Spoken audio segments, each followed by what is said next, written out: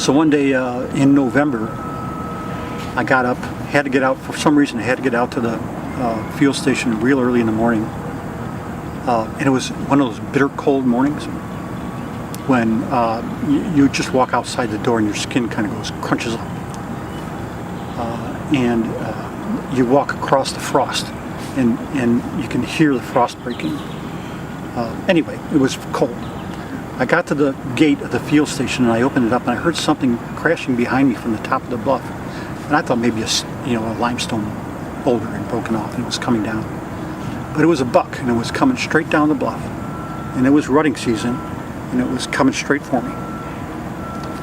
And I couldn't do anything. I just stood there watching it. It was magnificent. And finally I got to the point where I was starting to get a little worried. But then it got about 50 feet away from me and it kind of just veered off a little bit and I could tell that it wasn't coming at me. It was actually trying to get down the driveway that went to my fuel station, which was along the river. So I stood still and it came by me and about 10 feet away it rose up and it jumped like deer jump, a perfect arch, and it jumped over the gate. And I looked at his eye, and he looked at me, and I don't know if I registered or not, but it was one of the closest events I had ever come to a deer like that.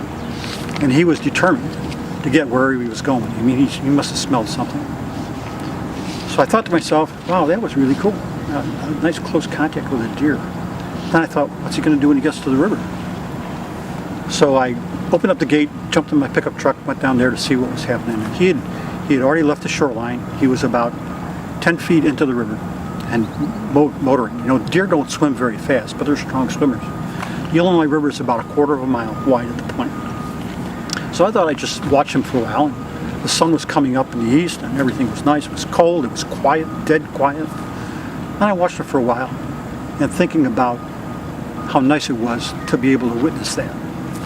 And then I started seeing this dark shape coming into my view from my left. And it was a unloaded tow of barges coming upstream.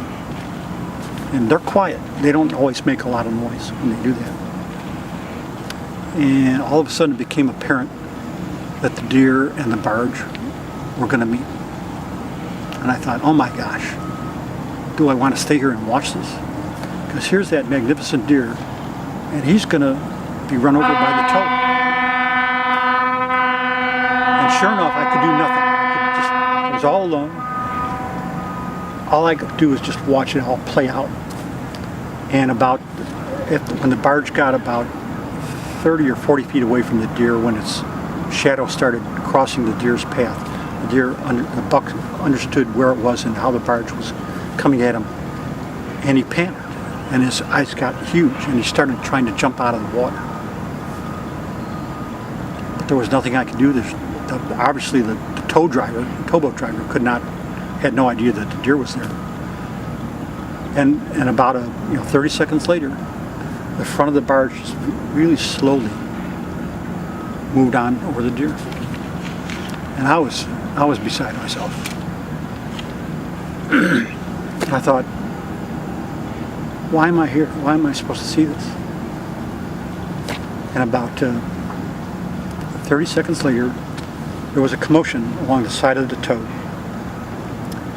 And here's the deer. He just pops up out of the water. And he swims back to shore, and he gets to the point where he's no longer swimming, but he's walking through shallow water. He starts shaking himself off. He walks into the forest, to the edge of the forest.